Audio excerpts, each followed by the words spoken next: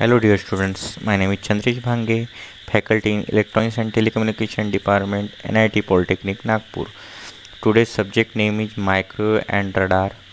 Today's chapter name is Microwave Components and today's topic is Tunnel Diode, जिसे अपन इसाकी diode भी कहते हैं, और पिन डायोड, PIN डायोड। चलो अभी तक क्या क्या पढ़ा एक बार देख लेते दोस्तों।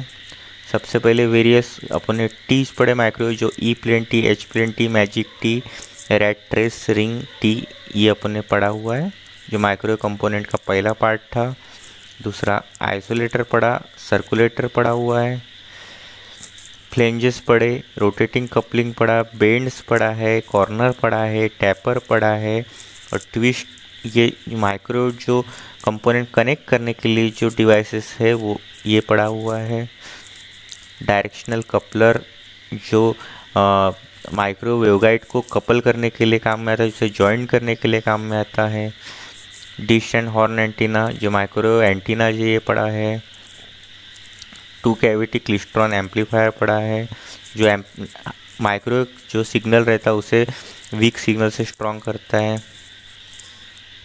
2 कैविटी मल्टी कैविटी क्लिस्ट्रॉन जैस, जिसपे 2 कैविटी रहते हैं, 2 कैविटी के बीच में 2 कैविटी और ऐड कर सकते हैं, जिससे गेन इंक्रीज होने के लिए काम में आता है। 2 ट्रिपलेट क्लिस्ट्रॉन एम्पलीफायर, ये अपन ने पढ़ा हुआ है। Magic and electron filled in magnetron पढ़ा है। ट्रैवलिंग वेव ट्यूब एम्पलीफायर, ये पढ़ा है। वेरियस टाइप ऑफ डायोड्स पढ़े, माइक्रोवेव डायोड, जैसे गन डायोड हो गया, इम्पार्ट डायोड हो गया। कोर्स आउटकम, इसके बाद देखते हैं कोर्स आउटकम। कोर्स आउटकम क्या होता है, ये सब्जेक्ट पढ़ने के बाद आपका कौन सा नॉलेज बढ़ने वाला है। तो maintain active microwave components end devices, यानी अलग अलग जो भी माइक्रोवेव कंपोनेंट और डिवाइसेस है उसके बारे में एक्टिव अपन यहाँ पे आपका नॉलेज बढ़ने वाला है। ये यूनिट पढ़ने के बाद आपका कौन सा नॉलेज बढ़ने वाला है दोस्तों। सबसे पहले describe with relevant sketch the operation of the given active microwave component, यानी जो भी माइक्रोवेव कंपोनेंट है वो अलग अलग स्केच के जरिए अपने को यहाँ पे पढ़ना है, और यहाँ पे आपको इस तरीके से एक्टिव माइक्रोवेव कंपोनेंट के बारे में आपका नॉलेज बढ़ने वाला है। सेशन आउटकम, आज जो कौन से टॉपिक अपने को पढ़ना है, working principle of tunnel diode, जिसे इसाकी डायोड कहते हैं। एप्लीकेशन ऑफ टनल डायोड, उसके एप्लीकेशन इसाकी डायोड के ये 2 डायोड, यानी वर्किंग प्रिंसिपल टनल डायोड का, और दूसरा है एप्लीकेशन ऑफ टनल डायोड, और सेकंड है working principle of PIN diode, और उसी के एप्लीकेशन ऑफ पिन डायोड। ऐसे अपने को 2 डायोड पढ़ना है और दोनों के एप्लीकेशन देखना है। फ्रेंड्स, नेक्स्ट है programme outcome PO and PSO। आज जो अपन टॉपिक पढ़ रहे हैं वो उसे कहते हैं, यानी उसके बाद आप वो कौन कौन से जो प्रोग्राम आउटकम है उसे सेटिस्फाइड करते या फिर मैप करते हैं, जो NBA ने दिए हुए हैं। ये 10 PO यहाँ पे लिखे हुए हैं और 2 PSO लिखे हुए हैं। फर्स्ट है बेसिक नॉलेज, जो फिजिक्स केमिस्ट्री रिलेटेड रहते हैं, मैथमेटिक्स से रिलेटेड रहते हैं, बेसिक सब्जेक्ट के लिए रहते हैं। दूसरा है डिसिप्लिन नॉलेज, जो अपने फील्ड रिलेटेड रहते हैं, जैसे इलेक्ट्रॉनिक फील्ड, टेलीकम्युनिकेशन फील्ड के बारे में ये टॉपिक है, तो वो जो टॉपिक है ये नॉलेज उससे कवर हो रहा है क्या, ये पता करता है। उसके बाद एक्सपेरिमेंट एंड प्रैक्टिस, यानी आज जो टॉपिक पढ़ते हैं उसमें वो करने के बाद अपन कोई एक्सपेरिमेंट कर सकते हैं क्या, उसकी प्रैक्टिस कर सकते हैं क्या, ये अपन यहाँ से जो electronics and telecommunication engineering related problem solve करने के लिए काम में आता है, जो है PO3।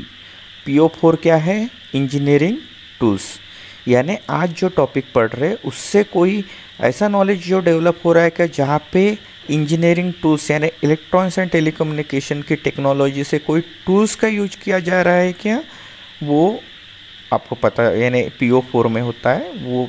उसके बाद PO5 इंजीनियर एंड सोसाइटी, ये टॉपिक पढ़ने के बाद आपका सोसाइटी रिलेटेड, हेल्थ रिलेटेड कोई सेफ्टी इंस्ट्रक्शंस, लीगल इंस्ट्रक्शंस, ऐसे कोई इंस्ट्रक्शंस से आपका नॉलेज बढ़ रहा है क्या, तो PO5 सेटिस्फाइड होता है। PO6 क्या होता है, एनवायरनमेंट एंड सस्टेनेबिलिटी।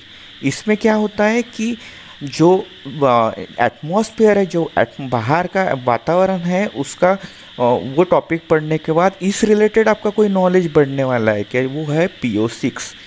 PO7 यानी क्या, इथिक्स। इथिक्स यानी क्या, बिहेवियर। अपना जो बिहेवियर के बारे में कुछ इम्प्रूवमेंट होने वाला है क्या आज का टॉपिक पढ़ने के बाद, ये PO7 बताता है।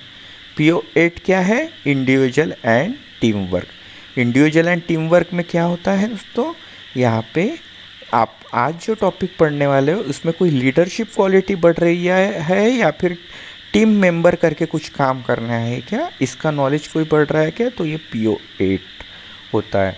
उसके बाद PO9 ये होता है कम्युनिकेशन रिलेटेड। ये कम्युनिकेशन रिलेटेड क्या है कि जैसे आज का जो टॉपिक पढ़ने वाले उससे आपका कोई कम्युनिकेशन स्किल इम्प्रूव होने वाला है क्या, ये बताता है। नेक्स्ट है PO10। PO10 क्या है, life long learning. Life long learning में क्या है कि यहाँ पे आपको कोई ऐसा टेक्नोलॉजिकल जो आगे चेंजेस होने वाले हैं इलेक्ट्रॉनिक्स एंड टेलीकम्युनिकेशन फील्ड में, इसके बारे में आपको इसके बारे में नॉलेज आने वाला है क्या ये टॉपिक पढ़ने के बाद, ये है PO10। नेक्स्ट है प्रोग्राम स्पेसिफिक आउटकम, यानी what she all he will able to the in the electronics and telecommunication engineering specific industry soon after the diploma programme. ये है PSO1। PSO1 में क्या होता है, इलेक्ट्रॉनिक्स एंड टेलीकम्युनिकेशन सिस्टम में यहाँ पे maintain various type of electronics and telecommunication, यानी आप ये टॉपिक पढ़ने के बाद आप अलग अलग कोई इलेक्ट्रॉनिक्स एंड टेलीकम्युनिकेशन में जो टाइप्स रहते हैं, जो सिस्टम्स है, उसके बारे में आपको कोई नॉलेज आने वाला है क्या। और एक है PSO2, यानी क्या है, इसमें EDA tools use. EDA tools का मतलब क्या, इस रिलेटेड ये टॉपिक पढ़ने के बाद कोई सॉफ्टवेयर का आप यूज करने वाले हो क्या, उसका कोई नॉलेज आने वाला है क्या। तो ऐसे PO1 से लेके PO10 तक रहते हैं, और एक रहता है PSO1 PSO2। तो सबसे पहले यहाँ देखते हैं कि यहाँ पे आपको देखने को मिलता है कि आज का जो अपन टॉपिक पढ़ने वाला है, आप उस रिलेटेड आपका PO1 सेटिस्फाइड हो रहा है, मैप हो रहा है। जैसे क्योंकि ये टॉपिक में मैथमेटिक्स रिलेटेड कुछ चीज़ें हैं, जैसे साइंस, फिजिक्स, केमिस्ट्री रिलेटेड, उससे वो रिलेट करता है, इसलिए यहाँ पे टिक किया गया। सेकंड है डिसिप्लिन नॉलेज, यानी अपने को यहाँ पे electronics and telecommunication related knowledge मिल रहा है, वो चीज़ सेटिस्फाइड हो रही, मैप हो रही, इसलिए यहाँ पे अपन राइट किए हुए हैं। एक्सपेरिमेंट एंड प्रैक्टिस, यानी यहाँ से अपन कुछ एक्सपेरिमेंट इस रिलेटेड कर सकते हैं, उसकी प्रैक्टिस कर सकते हैं, तो इसलिए ये भी PO3 भी सेटिस्फाइड हो रहा है, इसलिए यहाँ राइट किया है। नेक्स्ट है PO4 इंजीनियरिंग टूल्स। ये टॉपिक पढ़ने के बाद कुछ अपन इलेक्ट्रॉनिक्स के टूल्स यूज कर सकते हैं, जैसे बड़े बड़े मशीनरी है उसके टूल्स है, जैसे सोल्डरिंग गन, वायर्स, ये सब चीज़ें, कटर्स, ये सब टूल्स जो है वो यूज कर सकते हैं, इसलिए यहाँ पे राइट किया हुआ है। लाइफ लॉन्ग PO10 सेटिस्फाइड होता है क्योंकि यहाँ पे कुछ टेक्नोलॉजिकल चेंजेस आते हैं फ्यूचर में, तो आज जो अपन ये टॉपिक पढ़ने वाले उसकी जो टेक्नोलॉजी की मदद लेके अगर फ्यूचर में कोई टेक्नोलॉजी से रिलेटेड चेंज हुई तो अपने को ये टॉपिक पढ़ने के बाद उसका नॉलेज आ सकता है। तो ये भी मैप हुआ है, PO10 यहाँ पे सेटिस्फाइड हुआ है। और ये PSO में PSO1 सेटिस्फाइड हुआ है, जो है इलेक्ट्रॉनिक्स एंड टेलीकम्युनिकेशन सिस्टम, जैसे मेंटेन वेरियस टाइप्स ऑफ, क्योंकि एक इलेक्ट्रॉनिक्स टेलीकम्युनिकेशन में ही एक टेक्नोलॉजी का पार्ट है, इसलिए ये भी सेटिस्फाइड हुआ है। ये चीज़ पढ़ने के लिए अपने को कुछ चीज़ों की ज़रूरत पड़ती है, कुछ आपको नॉलेज होना ज़रूरी है। तो सबसे पहले माइक्रो हाई फ्रिक्वेंसी सिग्नल के बारे में आपको पता रहना चाहिए। Second, micro high frequency signal transmitter के बारे में आपको पता रहना चाहिए। Micro high frequency signal channel के बारे में पता रहना चाहिए, और micro high frequency signal receiver के बारे में पता चलना चाहिए। क्योंकि जो ये पूरा का पूरा चैप्टर का नाम है माइक्रो एक्टिव कंपोनेंट, तो माइक्रो यानी वेरी हाई फ्रिक्वेंसी सिग्नल, ये आपको नॉलेज होना ही चाहिए। उससे सिग्नल को जनरेट करने के लिए ट्रांसमीटर लगेगा और उसे रिसीव करने के लिए रिसीवर लगेगा। तो इसके बारे में आपको दोनों के बारे में पता रहना चाहिए। और ट्रांसमीटर से जब सिग्नल वेवगाइड थ्रू रिसीवर की तरफ जाएगा तो वेवगाइड के बारे में यानी चैनल के बारे में पता होना आपको ज़रूरी है। डियर स्टूडेंट्स, आज का टॉपिक है टनल डायोड, जिसे अपन दूसरा नाम है इसाकी डायोड। बहुत इम्पोर्टेंट टॉपिक है, मैक्सिमम टाइम ये एग्ज़ाम में पूछा जाता है। जैसे इसका एक कंस्ट्रक्शनल डायग्राम है, ये forward bias of tunnel diode है। यहाँ पे पी टाइप है, यहाँ एन टाइप है। यहाँ होल्स जो है ये इलेक्ट्रॉन्स की तरफ या डिप्लीशन रीजन की तरफ जाते हैं, यहाँ से इलेक्ट्रॉन्स जाते हैं। और ये एक वेव है फॉरवर्ड बायस में, जहाँ पे कुछ चेंजेस आपको देखने को मिलते हैं, कुछ नई चीज़ें देखने को मिलेगी। ये अपन साथ साथ में वर्किंग के साथ में पढ़ते हैं। तो सबसे पहला पॉइंट देख लेते। Tunnel diode is a specially made PN junction device which exhibits negative resistance over a part of the forward bias characteristics। Tunnel diode क्या है? PN जंक्शन डिवाइस है। यहाँ पे P टाइप P भी है, N भी है और एक जंक्शन भी है। और यहाँ पे exhibit negative resistance over the part of the forward characteristics. अभी निगेटिव रेजिस्टेंस यानी सिंपल फिलहाल ये समझ लीजिए, ये फॉरवर्ड बायस में ये ए पॉइंट तक, यहाँ ए पॉइंट आपको दिख रहा होगा, ये ऐसे कहते हैं पिक पॉइंट। इसके बाद ये नीचे आना शुरू हो जाता है, तो इस रीजन को कहा जाता है निगेटिव रेजिस्टेंस। इसलिए क्या बोला गया है, ये फॉरवर्ड कैरेक्टरिस्टिक्स के ऊपर निगेटिव रेजिस्टेंस ये शो करता है। ये पहले सेंटेंस का मतलब। It has extremely heavy doping on both side of the junction, यानी ये जंक्शन के बोथ साइड में, एक साइड में और दूसरे साइड में हेवीली डोपिंग रहता है। इसके डोपिंग का मतलब क्या, इसमें कुछ अदर इम्प्योरिटी एकदम हाईली ऐड किया जाता है, पी टाइप में भी और एन टाइप में भी। Fast transition from P side to N side. Fast transition यानी ट्रांजिशन का मतलब क्या, एक जगह से दूसरी जगह जाना है, यानी फास्ट ट्रांजिशन होता है पी साइड से एन साइड की तरफ जाने के लिए। तो पी साइड से जो होल्स है ये एकदम स्पीडली एन टाइप के तरफ ट्रांजिशन होता है, यानी मूव होता है, जाता है वो। The tunnelling effect is the majority carrier effect and continuously very fast. Tunnelling effect यानी क्या, टनलिंग इफेक्ट यानी जब ये निगेटिव रेजिस्टेंस रीजन मिलता है उसे कहते हैं टनलिंग इफेक्ट। टनलिंग इफेक्ट यानी क्या, ये जो होल्स है, टनल यानी क्या कि ऐसा पकड़ के चलो कि एक जैसे पानी के ऊपर में कुछ एक अपन ब्रिज बनाते उसे कहते हैं टनल। टनल यानी एक ऐसा एक रास्ता बनाया जाए कि जहाँ से एक जगह से दूसरी जगह जाए। तो टनलिंग इफेक्ट कब होता है, मेजॉरिटी कैरियर में। अभी जैसे पी में क्या है, मेजॉरिटी कैरियर होल्स है जो एक जगह से दूसरी जगह पे जाता है एंड कंसिक्वेंटली वेरी फास्ट, और फास्ट जाता है, अपन ने पहले ही देखा हुआ है। Tunnel effect control the current at very low value of forward bias. और ये एकदम थोड़ा फॉरवर्ड बायस वोल्टेज भी दिया तो इसमें इतना फास्ट ट्रांजिशन होता है, करंट का ट्रांजेक्शन यहाँ पे होता है सिर्फ थोड़े वोल्टेज में। इसलिए क्या बोला है, टनल इफेक्ट यानी एक जगह से दूसरे जगह जाने वाला जो इफेक्ट है ये कंट्रोल होता है एकदम करंट और very low value of forward bias में, यानी एकदम कम वोल्टेज के फॉरवर्ड बायस में कंट्रोल होता है। Tunnel diode is a thin junction diode. एकदम थिन जंक्शन डायोड रहता है, एकदम पतला जंक्शन रहता है, which under low forward bias condition exhibit negative resistance useful for oscillation and amplifier. Tunnel diode कहाँ यूज किया जाता है, ऑक्सीलेशन यानी सिग्नल को जनरेट करने के लिए, ऑक्सीलेट करने के लिए, या फिर वीक सिग्नल को स्ट्रॉन्ग करने के लिए यानी एम्पलीफिकेशन के लिए। तो लो इसका जो जंक्शन है एकदम पतला होने के कारण, थीन होने के कारण जो ट्रांजिशन है वो जल्दी होता है, इसकी वजह से टनलिंग इफेक्ट जल्दी होता है। तो सिंपल टनलिंग इफेक्ट का मतलब इतना ही समझ लीजिए दोस्तों कि ये जो जंक्शन है एकदम थीन होने की वजह से पी टाइप के जो मेजॉरिटी चार्ज कैरियर रहेंगे यानी होल्स एक फास्ट में एन टाइप के तरफ शिफ्ट होते हैं, उससे कहते हैं। और एकदम कम फॉरवर्ड वोल्टेज में, यहाँ से फॉरवर्ड वोल्टेज देते हैं यानी पॉजिटिव को पी दिया जाता है, पॉजिटिव को पी और निगेटिव एन टाइप सेमीकंडक्टर को दिया जाता है। The junction capacity of the tunnel diode is highly dependent on the bias voltage and temperature. Junction capacitors किस पे of the tunnel diode is highly dependent on the bias voltage and temperature. अब ये capacitance कहाँ से आ गया है यहाँ पे?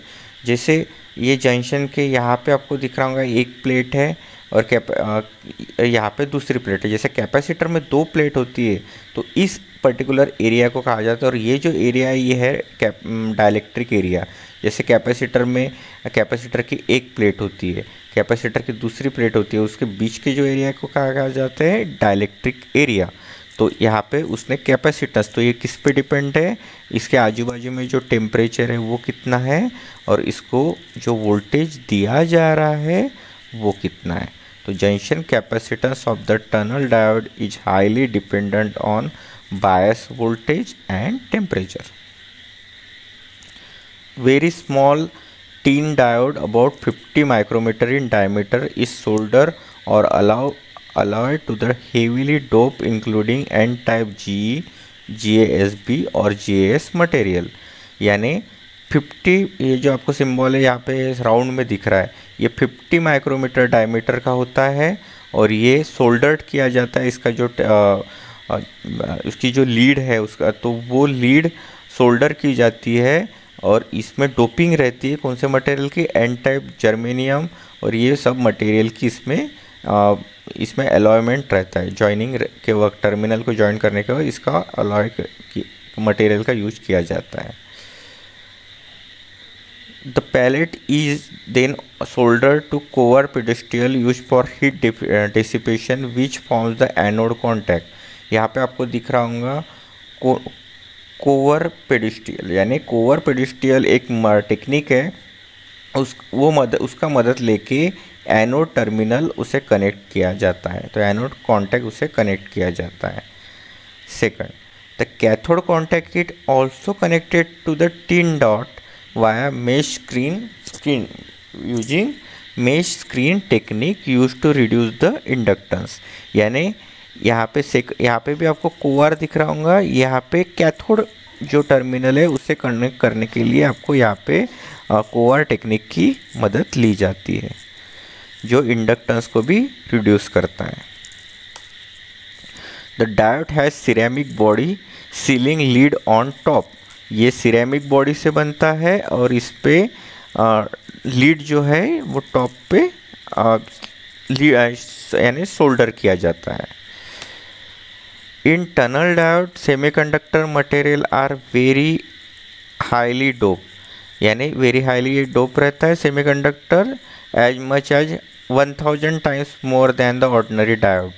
यानी ये नॉर्मल डायोड से इसमें जो डोपिंग रहता है वो 1000 टाइम्स मोर रहता है। This heavy doping result in junction which has depletion layer that is so thin as the prevent tunnelling to occur. यानी जो इसका जो डोपिंग रहता है वो हाई रहता है, लेकिन इसका जो जंक्शन है वो एकदम कम रहता है। यानी ये जो जंक्शन दिख रहा है वो उसका साइज कितना रहता है? 0.01 माइक्रोमीटर इसका साइज रहता है।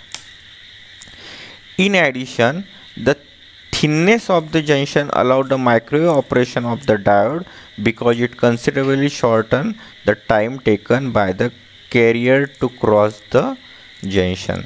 यानी इसके वजह से जो टाइम लगता है वो कम लगता है पहले अपन और माइक्रोवेव ऑपरेशन के लिए। Current voltage characteristics of germanium tunnel diode, यहाँ पे कैरेक्टरिस्टिक्स आपको दिख रही है। Forward current rises sharply as the voltage is applied. Forward जैसे ये फॉरवर्ड इसको वोल्टेज अप्लाइड किया तो यहाँ पे जो करंट है, ये करंट आपको दिख रहा है, ये करंट क्या हो रहा? बढ़ रहा है। कहाँ तक बढ़ रहा है? पॉइंट ए तक। और point A at point A peak voltage occur, point A तक ये करंट यहाँ से बढ़ रहा है जैसे वोल्टेज दिया वैसे। As the forward bias increase past this point, जैसे ये वोल्टेज अपन ने कंटिन्यू देना शुरू किया तो पास्ट दिस पॉइंट है ना, ये ए पॉइंट को जैसे क्रॉस किया उसके बाद क्या होगा, ये ड्रॉप हो जाएगा until the point B is reach that is value voltage. यानी ए पॉइंट को जैसे क्रॉस किया ये बी पॉइंट तक कम होगा, जिसे बी पॉइंट यानी कौन सा पॉइंट है, जैसे इसे पीक पॉइंट कहते हैं, इसे कहते हैं वैली पॉइंट, वैली पॉइंट इसे कहते हैं। उसके बाद point B current start to increase once again, और इसके बाद ये करंट फिर से इंक्रीज होना शुरू होता है। यानी एक ये ऑक्सीलाइजेशन जैसा काम होता है, बढ़ता है फिर कम होता है फिर से बढ़ता है। तो ये आगे diode exhibit dynamic negative resistance between A and B, therefore useful for oscillator application. यानी ये नेगेटिव रेजिस्टेंस की वजह से ये ऑक्सीलेटर एप्लीकेशन में काम में आता है। अभी अपन पढ़ते हैं एप्लीकेशन ऑफ टनल डायोड या इसाकी डायोड। उसके एप्लीकेशन कौन कौन से रहते हैं।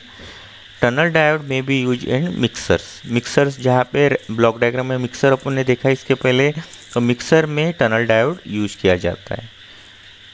Second being high speed device, जहाँ हाई स्पीड डिवाइस की ज़रूरत पड़ती है वहाँ टनल डायोड यूज करते हैं। हाई स्पीड स्विचिंग, जहाँ पे एकदम फास्ट ऑन या ऑफ जो ऑपरेशन की ज़रूरत होती है या लॉजिक ऑपरेशन की ज़रूरत होती है जो फ्लिप फ्लॉप गेट से बनते हैं, वहाँ टनल डायोड यूज करते हैं।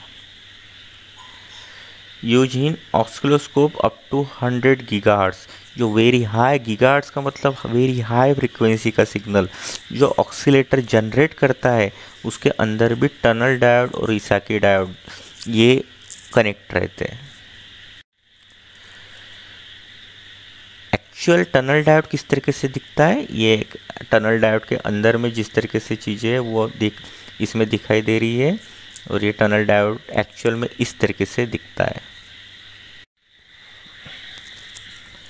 दोस्तों आज का सेकंड टॉपिक है पिन डायोड। पिन डायोड के बारे में अपन देखते हैं। सबसे पहले यहाँ पे पिन डायोड में आपको एक पी जंक्शन दिख रहा होगा, एक एन जंक्शन दिख रहा होगा, और यहाँ पे एक नया पी और एन के बीच में एक नया रीजन यहाँ पे जॉइंट किया गया है जिसे कहते हैं इंट्रिंसिक रीजन। अभी इसका वर्किंग से आपको समझ में आएगा। इसमें क्या है, फॉरवर्ड बायस कंडीशन है क्या, जहाँ पे एनोड को पॉजिटिव लगाते और कैथोड को निगेटिव लगाते हैं। When the diode is forward bias it behave as if it is passes a variable resistance control by the applied current.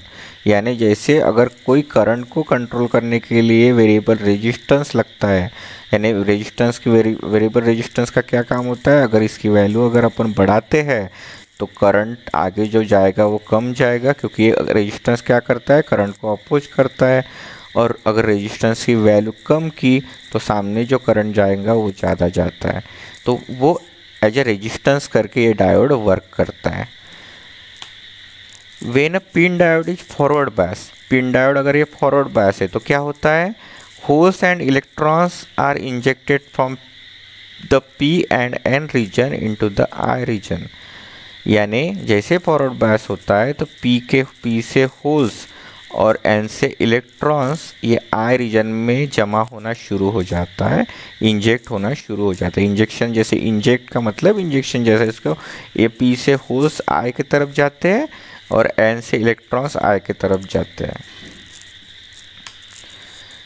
This results in carrier concentration in the I layer becoming a rise above specific level and resistivity drop as the forward bias increases. So low resistance is offered in forward direction. यानी जैसे forward bias apply किया तो P से holes इधर जमा होना शुरू हुए, एन से इलेक्ट्रॉन जमा होना शुरू हुए। ये यहाँ पे होल्स और इलेक्ट्रॉन्स बढ़ते गए, लेकिन एक जैसे स्पेसिफिक लेवल आई वैसे ही क्या हुआ, वो जैसे क्रॉस हुआ स्पेसिफिक लेवल, उसकी जो रेजिस्टिविटी कम हो गई, ड्रॉप हो गई, और उसका फॉरवर्ड बायस वोल्टेज क्या हुआ, बढ़ गया। तो इसका मतलब क्या, फॉरवर्ड डायरेक्शन में फॉरवर्ड वोल्टेज के वक्त उसका रेजिस्टेंस क्या होता है, कम होता है।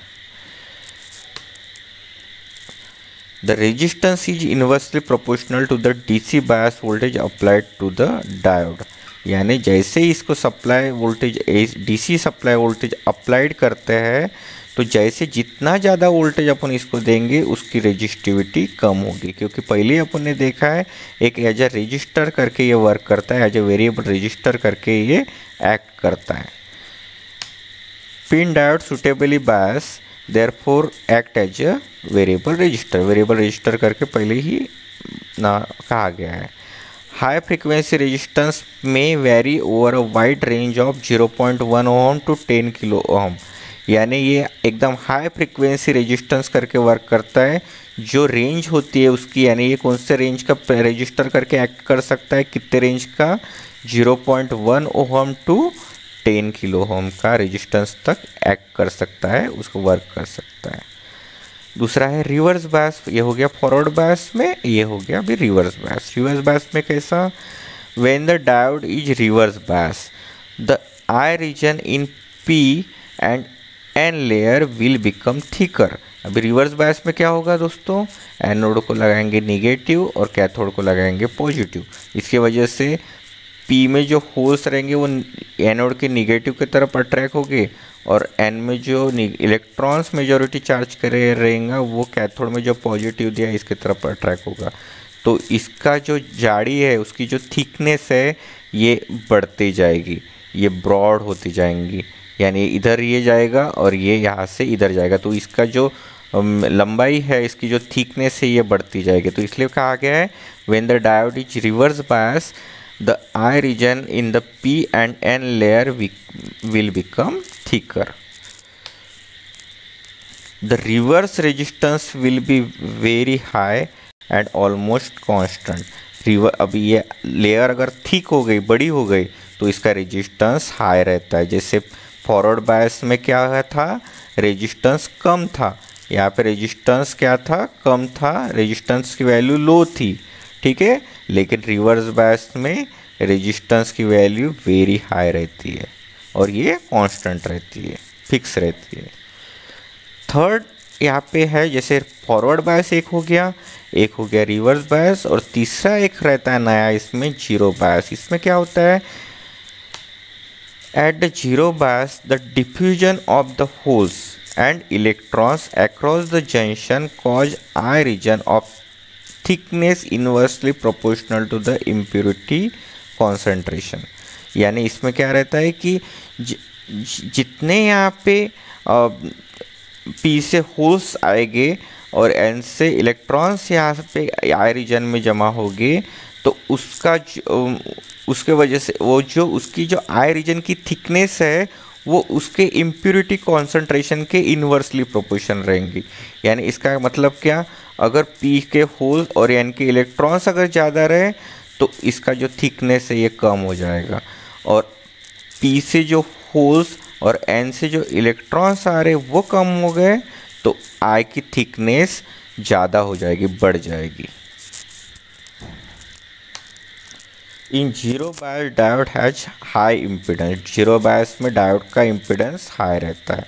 तो जीरो बायस के बारे में इतना ही ध्यान रखना, पी से होल्स और एन से इलेक्ट्रॉन्स आई की तरफ आ रहे हैं तो उसका, और ज़्यादा आ रहे तो उसका थिकनेस लेवल कम होते जाएगा, और अगर कम आ रहे हैं पी से होल्स और एन से इलेक्ट्रॉन्स तो इसका जो थिकनेस लेवल है वो बढ़ते जाएगा, और इससे वजह से इसका इम्पीडेंस हाई रहता है।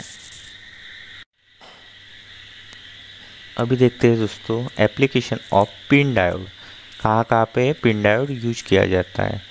तो सबसे पहले इन हाई वोल्टेज रेक्टिफायर में यूज किया जाता है, जहाँ पे हाई वोल्टेज एसी सिग्नल को डीसी सिग्नल में कन्वर्ट करते हैं, तो उसे कहते हैं रेक्टिफायर। तो जहाँ पे हाई वोल्टेज तो वहाँ पे पिन डायोड यूज किया जाता है।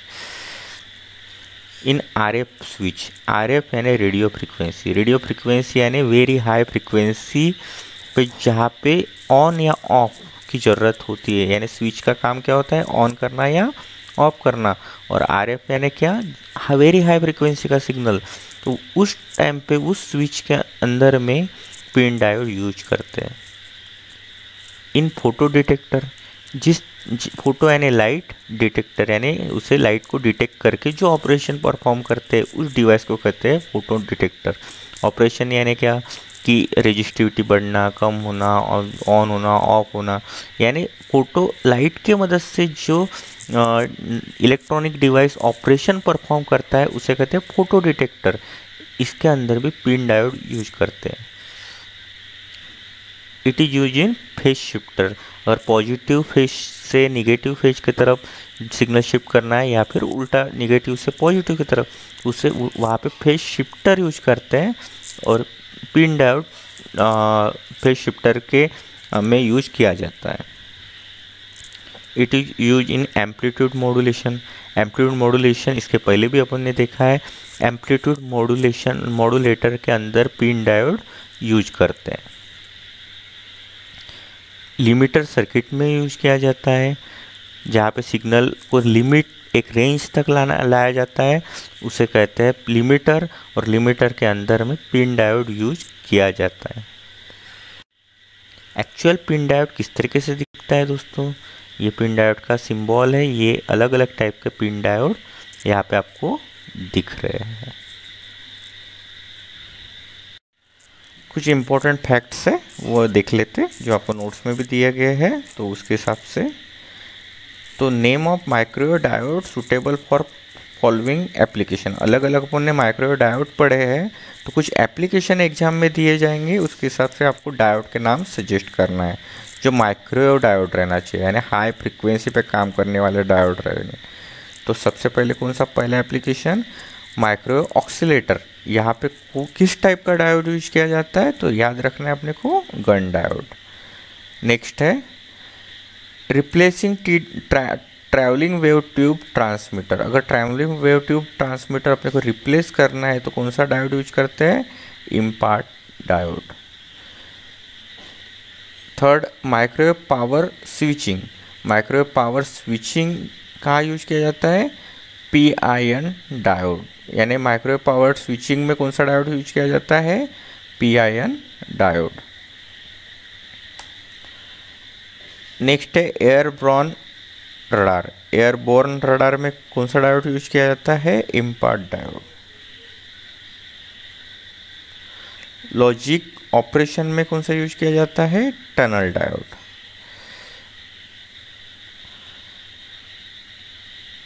नेक्स्ट है यहाँ पे कुछ डिफरेंस दिख रहा है पिन डायोड और एवलांच डायोड का। तो आपको यहाँ पे जो भी आपको आसान पॉइंट है वो आपको यहाँ पे देखना है। जैसे यहाँ पे P और N के बीच में इंट्रिंसिक लेयर रहती है, और यहाँ पे एवलांच फोटोडायोड में P और N के बीच में पाई लेयर रहती है। यहाँ पे I लेयर याद रखना है, यहाँ पे पाई लेयर याद रखना है। गेन इज नॉट प्रोवाइडेड, इसमें गेन प्रोवाइड नहीं होता है, इसमें मोर गेन प्रोवाइड होता है। Amplifier is required to connect externally, इसमें एम्पलीफायर एक्सटर्नली कनेक्ट होता है, यहाँ पे एक्सटर्नल की एम्पलीफायर की ज़रूरत नहीं रहती है। रिस्पॉन्स टाइम इसमें कम रहता है, ये जल्दी यानी एक जो ऑपरेशन है ये जल्दी जल्दी परफॉर्म करता है, इससे ज़्यादा वक्त लगता है। आउटपुट इसमें स्मॉल है, यहाँ पे आउटपुट ज़्यादा मिलता है। डिफरेंट नॉइज, यहाँ पे फोटोन नॉइज वगैरह रहते हैं, यहाँ पे नॉइज करंट टाइप के नॉइज यानी अलग टाइप के नॉइज रहते हैं। इसमें ये फॉर्मूला है इसका करंट फाइंड आउट करने का, इसका करंट फाइंड आउट करने का ये फॉर्मूला होता है। इसमें सेंसिटिविटी कम रहती है, इसमें सेंसिटिविटी ज़्यादा रहती है। इसमें ये लो रिवर्स बायस रिक्वायर्ड वोल्टेज लगता है यहाँ हाई रिवर्स बायस वोल्टेज लगता है। यहाँ टेम्परेचर स्टेबिलिटी इसमें अच्छी रहती है, यहाँ पे पुअर रहती है। कुछ एक पॉइंट है, पल्स मॉड्यूलेशन में कौन सा डायोड यूज करते हैं, पिन डायोड। क्या क्या अपन ने पढ़ा एक बार रिवाइज कर लेते हैं। Working principle of tunnel diode अपने देखा है, जिसे इसाकी डायोड भी कहते हैं। दूसरा एप्लीकेशन ऑफ टनल डायोड अपन ने पढ़ा, इसाकी डायोड के application. Working principle of PIN diode पढ़ा, working principle of PIN diode और उसके एप्लीकेशन ऑफ पिन डायोड। ये चार चीज़ें अपन ने आज पढ़ी है। इसमें एग्जाम में किस तरीके से क्वेश्चन पूछे जाते हैं, वो देख लेते हैं। Sketch the construction of tunnel diode and right its operation. Tunnel diode का कंस्ट्रक्शन लिखना है और इसका ऑपरेशन लिखना है। Draw the constructional diagram of tunnel diode, describe it's working, state its application. Construction diagram निकालना है। With NEET sketch describe the operation of tunnel diode, यानी टनल डायोड डिस्क्राइब ऑपरेशन इसमें लिखना है विथ नीट स्केच।